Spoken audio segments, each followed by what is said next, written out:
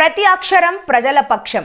HR9 news టీవీకి స్వాగతం, సుస్వాగతం. కడప జిల్లా కాజీపేట మండలం దుంపలగట్టు పంచాయతీలో రెవెన్యూ సదస్సులో భాగంగా డిప్యూటీ తహసీల్దార్ ఆధ్వర్యంలో రెవెన్యూ సదస్సులు ఏర్పాటు చేశారు. ఈ సందర్భంగా వారు మాట్లాడుతూ ప్రజల భూ సమస్యల పరిష్కారం కోసమే ఈ సదస్సులు ఏర్పాటు చేశామని, మీకు గత ప్రభుత్వంలో ఎవరికి ఏ అన్యాయం జరిగినా, భూ సమస్య వచ్చినా వారి ఒరిజినల్ హక్కు కలిగిన పట్టాదారు పాసుపుస్తకం, ఇతర ఆధారాలు రెవెన్యూ సదస్సులో అర్జీలు ఇస్తే పూర్తి స్థాయిలో న్యాయం చేసి అండగా ఉంటామని ఆయన అన్నారు.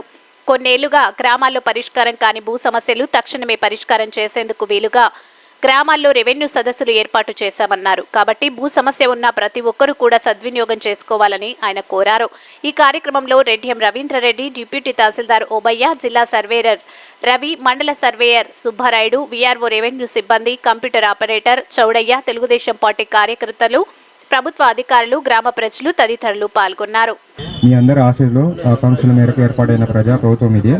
మీరు ఏ మంచినైతే కోరుకొని ఆశీర్వదించారో దానిని నెరవేర్చేందుకు ఈ ప్రభుత్వం కట్టుబడి ఉంది.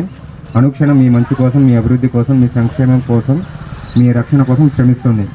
సంక్షేమం, అభివృద్ధి కార్యక్రమాలు చేపట్టడంతో పాటు ప్రజల ఆస్తులకు రక్షణ కల్పించే బాధ్యత చేపట్టింది.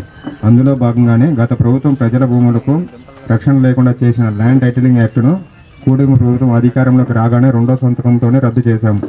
మీ భూమి మీ హక్కు నినాదంతో భూములకు రక్షణ కల్పించే ల్యాండ్ గ్రాబింగ్ యాక్ట్ను 2024ను ప్రవేశపెట్టాము. దీనికి కొనసాగింపుగా ఈ నెల 6వ తేదీ నుండి వచ్చే నెల 8వ తేదీ వరకు అన్ని గ్రామాలలో 33 రోజుల పాటు రెవెన్యూ సదస్సులు నిర్వహిస్తున్నాము. ప్రజలకు భూమితో ఉండే అనుబంధం విడదీయరానిది.